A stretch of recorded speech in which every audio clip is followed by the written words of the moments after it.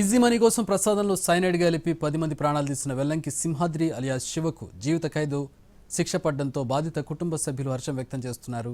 ఏలూరు సమీపంలోని మాదేపల్లి గ్రామానికి చెందిన పీఈటీ మాస్టర్ కాటి నాగరాజు అనుమానాస్పద మృతిపై కేసు నమోదు చేసిన పోలీసులు తీగలాగితే సింహాద్రి చేసిన అరాచకాల భాగవతం బయటపడింది.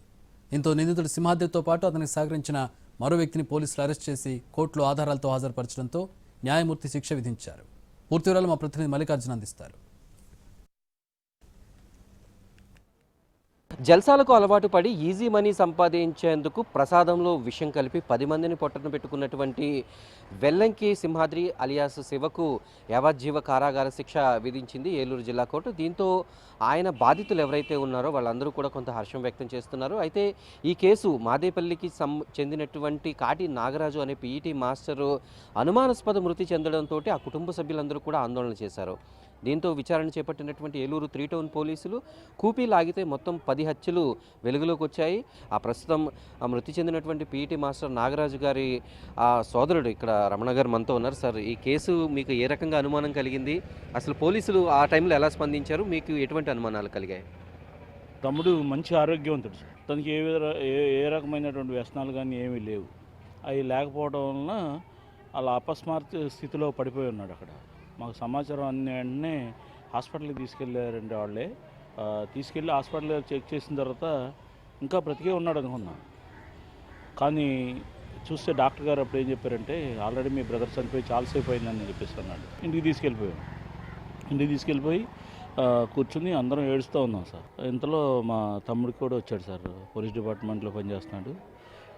అన్నయ్య నార్మల్గా చనిపోలేదు, అనుమానాస్పదంగా ఉంది, ఒకసారి కేసు రాద్దాం అన్నయ్య, పేపర్ తీసుకురామంటే రాసి 3 టౌన్ పోలీస్ స్టేషన్ ఇస్తే పోలీసు వారు వెంటనే స్పందించి కేసు రిజిస్టర్ చేసుకుని ఇన్వెస్టిగేషన్ మంచిగా చేశారు సార్. చేసిన తర్వాత న్యాయ వ్యవస్థ మీద కూడా ఈరోజు చాలా గర్వంగా ఉంది సార్ నాకు.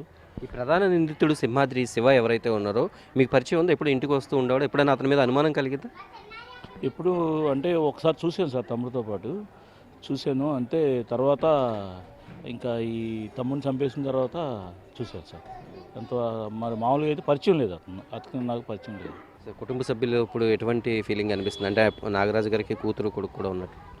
అంటే తమ్ముడిని అయితే తీసుకురాలేం, కానీ ఇప్పుడు జరిగినటువంటి అంటే పోలీస్ డిపార్ట్మెంట్ వారు కానీ జ్యుడిషియల్ డిపార్ట్మెంట్ కానీ చేసినటువంటి దాన్ని చూసి మొత్తం మా కుటుంబ సభ్యులతో పాటు రాష్ట్రంలో ఉన్న ఈ విషయం తెలిసి అందరూ అన్ని కుటుంబాలు కూడా సంతోషపడుతున్నాయి సార్.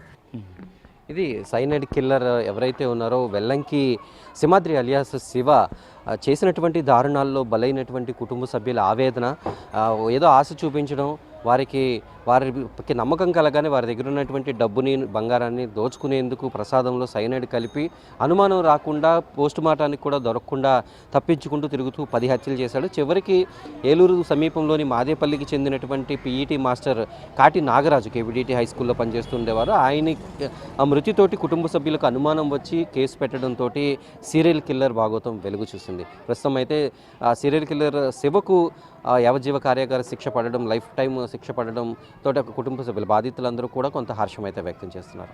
Video journalist